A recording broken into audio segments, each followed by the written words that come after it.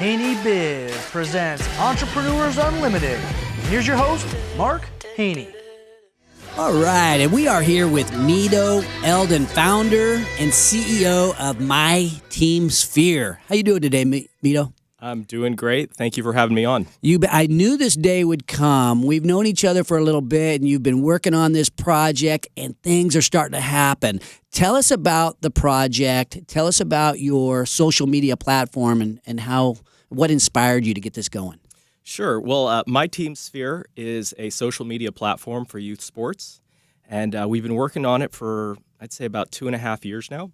But really what it does is it makes youth sports easy. Whatever your involvement, whether you're a coach, whether you're a parent, team mom or dad, youth sports gets to be really stressful. We have stressful lives at work, and then after work you have these practices and you have obligations, and it's just a lot of stress. So the platform that we built makes it easy to participate in youth sports. It helps people communicate, it helps people to share photos and videos, and we launched it last fall, and we've just gotten really good adoption, and people really like it. Yeah, it allows the coaches to coach, the team moms to do what they do, and the communication is so much more easy. Now, how many users do you have out there now? So we launched about 6 weeks ago after our beta this fall, and we've gotten 1,000 users just over the last 30 days. Wow. That's incredible. And so now tell us about what it took to go from like zero to where you're at today. What's happened? Do you mean zero from the very beginning? Yeah, give us this quick synopsis of what happened at the beginning and then how you actually launched it. Well, the most important thing, so my background was in software development, and we kind of knew how to build a social platform that connected people. And so we built this network that was for small groups. And then when we looked at the data last spring, which was kind of the general platform, we saw that people were using it for situations where there was kids and an adult. And so I would say that the most important thing for us in our evolution was looking at the data and understanding how people were actually using it and then building off that. And that's what inspired us to go into youth sports, because we saw some teams starting to use it and they really liked communicating through it. Now, you're building an app. Is there a revenue model associated with this platform? Absolutely. So right now the app is free. But really what we did is we focused on the money side of youth sports, because that's a major pain point. Youth sports are very expensive. So we wanted to keep the platform free, whereas other companies charge between $100 to $150 per season. But what we do is we allow the team or the club or the league to place sponsor messaging. And so in order for them to do that, they pay us a flat fee per team per month, and that's how we make our revenue. Or we can place our own sponsors. So once we have 1,000 teams or 2,000 teams, we might go to like a Nike and say, hey, how would you like to have your brand published across all these youth sports teams? So it's free for the players and the families and the coaches. What a great thing for you to be able to provide that kind of service free as compared to people who are charging money. But now, how long before you can actually drive revenue? What's the time frame? I would say that we'll be driving revenue here in about the next 6 months. We're talking to some very large leagues across the country that are interested, one on the East Coast, one in Las Vegas, and one here. And so, it's kind of a chicken and egg thing. You get the audience, then you go to the sponsors, and you put the two together, and I think we're going to be able to drive revenue in about the next 6 months. And what's the plan for scaling the business? So the app can scale, myteamsphere.com. I had to throw that in there because my good friend Greg told me to. Yes. So the app will scale virally across teams, and we're already seeing that happening. We haven't done any formal marketing yet. And then it will also get adopted at the league level. So we can be adopted both by leagues as well as teams. And so we're seeing teams pop up all over the country, and now we're in discussions with some leagues all over the country. And at some point, will you go out to raise capital to build the business, or is this going to be bootstrapped? We've been bootstrapped up to this point, but certainly we validated the technology, we validated the product market fit, we know that people like it. So at this point, I think it's more risky to not raise capital to try and bootstrap it than to try and bootstrapping. Bootstrapping really allows you to mitigate your risk while you try and find the key to what you're building. But once you found it, you really got to, put the pedal to the metal, and that's where we're at right now. Okay, so you feel like you have created the Shock'em, I call it the Shock'em, the differentiated model that has the ability to scale that's very well liked, and now you're looking to raise money? Is that where you're at? That's exactly right. So the structure we built, it's really the other day I was having lunch with someone, and she said the amazing thing about this is that it's really sophisticated but really simple, and it's hard to achieve the two things at the same time. And we did that. So it's built on a full cloud platform, Amazon server, so it could scale very quickly and very big. Well, it's very cool. You get it's photo sharing is only one component of it, but the photo sharing is actually in a sphere, and the way you pick out the actual photo is really cool and unique. Do you have defensibility built into your business model? In other words, can somebody come in and take what you've done and just copy it? It's hard to get defensibility in software because people can code things differently. But having said that, we're talking about a platform that took over 2 years to build. It's over 40,000 lines of code. And I would really say that the secret sauce is the rules, the internal logic that is not visible to anybody. So for example, when a game is complete and you've won, we send a notification to all the players and the parents saying the game was won or lost. Okay. And that prompts people to add photos or videos, and then that prompts more notifications to go out. So it's the sequence of events that causes the platform to be successful, not just what you're looking at on the screen. Gotcha. And just kind of as we wrap up, I have to think about, okay, so starting a business like this is kind of a situation where you've got your existing life, I suppose, and then you decide you're in software, and then you decide to venture out and start an entrepreneurial venture. What goes through your mind when you're making those changes, that changeover? So the first thing is that you have a passion about what you want to do and you enjoy it. If you have that, it allows you to sustain through the difficulties of moving forward through it. But you have to think about the downsides. You have to think about what it's going to take, how much effort. You know, I have a family. My wife is here, my daughter, and you have to think about how it's going to affect everybody. But you use your passion and you put it out there. You know, you and I met. You know, I just called you up and said, hey, I want to come over and talk to you, tell you about what I want to do and what we've done. And, you know, you don't need to ask for anything. You just tell people what you're doing and you share your passion. And before you know it, you start to get a momentum that sustains you. And that's what's really exciting. And we talked about focus a little bit at the beginning of the show. And I'm wondering how you manage to stay focused where you've got your previous job, or are you still working at your other... Still working, yeah. You still got the other gig going. So you still got the other thing going, and yet you're able to focus so much time and attention on My Team Sphere. How do you pull that off? Well, the most difficult thing that I would say to anybody is that in the initial phases of anything, you get excited. But then you actually hit the road bumps and the obstacles, and that's where you start to maybe have some self-doubt. You start to not know if it's going to work out, and that's where the focus is most in danger. And so at those times, you have to remind yourself that losing focus is going to happen, but that you have to remind yourself to refocus. So whenever I find myself kind of drifting in my thoughts, not quite knowing what I need to do, I ask myself, what is my strategic imperative today? And that lets me focus on the exact thing that I should be working on. Very, very cool. Using focus to build a business. Now, Medo, just as a final question here, who is your beautiful family is right outside in the window, and I know they have stood by you. They're standing by you today. Is there anybody else who's been key in helping you build My Team Sphere? There's been a lot of people. I have my good friend and partner who's down in Los Angeles, of course. My family, my wife, is Kelly, who's supported me. I love her very much. But I would say that this is really the culmination of my father and my mother deciding to emigrate to the U.S. from Egypt. They did that so that I could have an opportunity, and they had a lot of difficulties. But this is really the culmination for me to be able to have an idea, to be passionate about it, and to grow it. Is the culmination of their vision in coming to this country. So, of course, I have to give them my thanks and my love. Medo Eldin, CEO and founder of My Team Sphere. I want to thank you for coming on the show today, Medo. And I also want to thank John Stump of Flint Builders. You were both fantastic, and we've been talking about focus. I'm going to turn the focus a little bit over to saying thank you. And, you know, I got a card in the mail from one of my sponsors. And I always, these days you don't get a lot of thank you cards, right? People send the email, hey, thanks a lot, stuff like that. Maybe you'll get a phone call, but things I think a lot of times have become less personalized in terms of sharing your appreciation. And so I want to bring up a card that I got from a person that's important to me and important to the show, and that's Kim Silvers of Silvers HR. She's a sponsor of the show, and we were able to help drive some business her way, and she wanted to say thank you.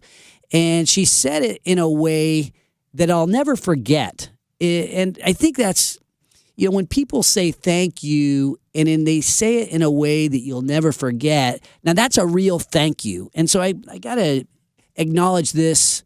I'm saying thank you for a thank you card. That's kind of an interesting thought. But she did something. She wrote a nice long note and believing in what we're doing and changing the way entrepreneurs, the igniting the entrepreneurial revolution and so on. But, she's been a friend, but she did something very unique. She sent me a gift certificate for a bottle of wine. And I'm more of a beer guy, but my wife loves wine, and she knew that. She took that extra time to know that. She went over to Lakeside Liquors, which is one of my places I've been known to show up now and again with my wife because they have wine tasting over there. But she got me a very generous gift certificate, and I just got to say thank you for doing that. Kim, just so you know, Silvers HR, they do everything that an HR manager can do for you in your business, right? So if as your business grows a little bit, any of our businesses, you end up with people, right? And you love them, but there's complications associated with employees, right? You got to have personnel policies. You've got to have rules for how you handle hiring, firing, discipline, and all the compliance that goes in to running a business here in the great state of California. It's not the easiest thing to do. And so you may be one of those companies that's got 10, 20, 30 employees, and maybe you're not quite ready for that HR manager yet. Well, Silvers HR is that HR manager for you. You can use your existing office manager, or maybe it's you that kind of manages the HR function. You haven't quite got the HR manager yet, but you're ready but you need some help. Silvers HR is the company that takes care of that. So if I can send you more business, Kim, I definitely will. I intend to. And to anybody who may be listening that has that 5, 10, 15, 20, 30 employees and is thinking about, do I get an HR manager? I want you to think of Kim Silvers, and I want you to think, if you go do business with Kim and Silvers HR, you're pretty likely to get me some wine, right? So I got a nice gift certificate of some wine, and my wife likes wine, and that's good for me. You want to help me help Kim, okay? So you help Kim, I get helped because my wife likes it when I bring home gift certificates for wine, so that ends up being a good thing. So please consider Silvers HR. Consider if you want to be introduced to any of our sponsors, whether it be Done Insurance, 5-Star Bank, or Limitless, right? LL916.com. You want to know these guys. I am your connecting point, and I am happy to help you. And you may just have a question about, hey, how does small business financing work? And I can probably give you some basic info, and I might hook you up with my buddies over at 5-Star. May be able to do the same thing in the way of insurance or anything else that's associated with how do I build a small business. I'm probably your guy. And that kind of brings me to the second part of this segment is people have been asking a little bit more for Coach Haney. Mark, we like it when you talk about your history and share some of your information. And there's so many times I remember as a guy growing up in business, I didn't have anybody to turn to that had that experience. It was maybe 5, 10, 15, 20 years older, but had walked in my shoes, right? That entrepreneur next door that I could just go, hey, bounce, do the kind of bounce it off you type of stuff. And at Haney Biz, we're thinking about the best way for us to help you. We're introducing you to guys like Medo and John Stump, who are real-world entrepreneurs who are doing some really cool stuff. But in addition to that, we want to help you. And so we've started putting out shorter posts. We call it the Haney Biz Project at this time. And it's really me sharing a little bit of some tips and tricks that I've picked up, some mistakes I've made along the way, and they're little 3 or 4 minute videos that we're posting on YouTube and Facebook and so on. So you can go to like us on Facebook or follow us on any of the social media platforms. Just go to haneybiz.com and it really takes care of everything. But you can see some shorter segments. You don't have to listen to the full 48-minute show, and you can just go in there and get kind of like your daily dose of Mark. And my goal is to help you out. My goal is to inspire you, maybe teach you a little bit. And really, I think entrepreneurs are so good for society. If I can help build entrepreneurship, help you build your entrepreneurial venture here in our community, you know what?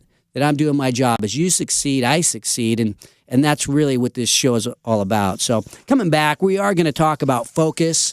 We're going to talk about how focus can help your business. I'm going to share a quick story, and we'll be able to kind of gain a better understanding really about how focus might help you in business and beyond. This is Entrepreneurs Unlimited on Sports 1140 KHTK, streaming live, podcast, and YouTube at haneybiz.com. All right, and we are talking initially and even throughout the show about focus and how being focused really enables you to find the greatness inside of you. All right, you can go through your day and you wake up at the end of the day, you kind of look back at the day and did I really, was there ever a point in time where I was at my very best, my absolute best, where I made a real impact? And there's days that go by where I know that I wasn't at my very best. There wasn't one moment in the entire day where I was at my very best. And I think at the end of the day, maybe we ought to consider evaluating ourselves, right, Tom? I mean, how many times are you at your very best ever? No. Ever? I would like to think I am, but that's says that not sometimes the case. you are. Don't bring double D into this. I'm sorry, Danelle.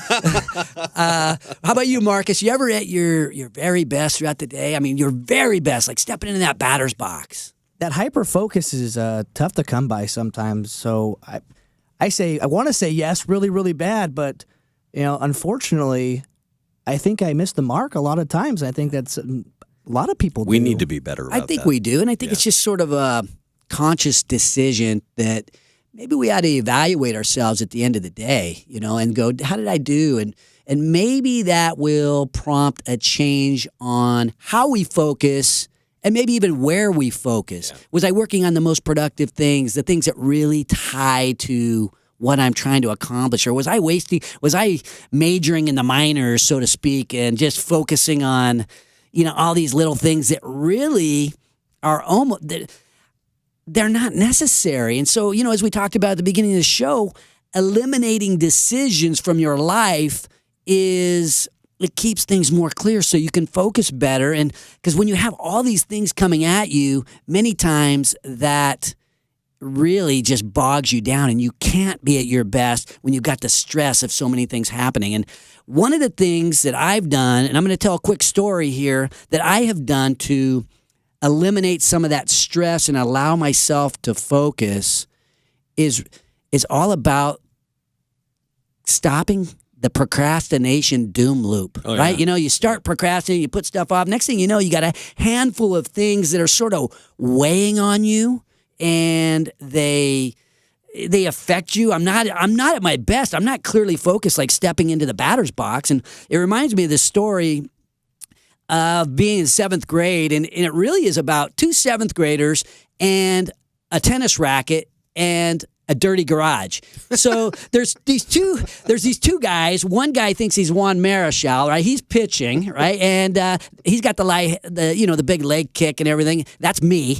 And I'm throwing to a guy that's on my baseball team, Robbie Bosco. Some of you guys have heard of him. He was led BYU to a national championship, Heisman Trophy runner-up. So this guy's a real athlete. And then and he's Reggie Jackson, right? So Juan Marichal is throwing to Reggie Jackson, and Robbie's got the tennis racket, the wooden tennis racket. And so here I am, high leg kick, and Robbie, this guy can play every sport, including baseball, and he cracks the tennis ball out of the park. Well, he also cracked the tennis racket, and it was my sister's tennis racket. That wasn't your tennis racket, was it? Sister's tennis racket, and it was just a little crack, no big deal. So anyway, at the end of the night, we got brothers and sisters are all home, and I throw the tennis racket over in the corner of the garage, and kind of forget about it. This is like springtime. This is like now, right? It's the beginning of baseball season, and then summer rolls around, and my sister decides she wants to go out and play tennis. And she's hunting around the garage for the tennis racket and so on. Finally finds the tennis racket, and guess what? Tennis racket's cracked. She's a year older. Mom, the tennis racket's cracked. I don't have it. And there does anybody know my mom, does anybody know who cracked the tennis racket? And there I am going, oh, geez, I forgot all about that, right? Just as a seventh grader, you got all these different things. I forgot all about it. It was barely cracked. I threw it in the corner. It's her second time playing tennis, too, wasn't it? Yeah, but it was one of those things where it was no big deal. I was happy to pay for it. It was one of those things that was just, I procrastinated. I threw it over in the corner. I'll tell her later. And I forgot about it. And those things, they add up. Those little tennis rackets add up in your life. It's like, oh, I got the tennis racket over there. I got this other thing over here. I got a customer complaint over there. Those little nagging things that you tend to put off, they're distractions, and they weigh on you, and they kill your ability to focus. Now, my mother looked around at us, and she saw me guilty as heck, and she said, Mark, you're grounded for the entire summer. Now imagine that, a seventh grader. 1 minute. Grounded for the entire summer. Buzzkill. It was horrible. I'll never forget it. I try not to procrastinate. My garage is clean. I can guarantee you that right now. And as this music comes on, I want to wrap up the show with just a shout out to all the people that are fighting this war on terrorism, and a special shout out to their acknowledgement of the people in Brussels and all the victims. Just a moment of silence for the people of Brussels. Thank you, Chris. I appreciate that, and I guess I'll just wrap it up with this: never above you, never below you. Always by your side.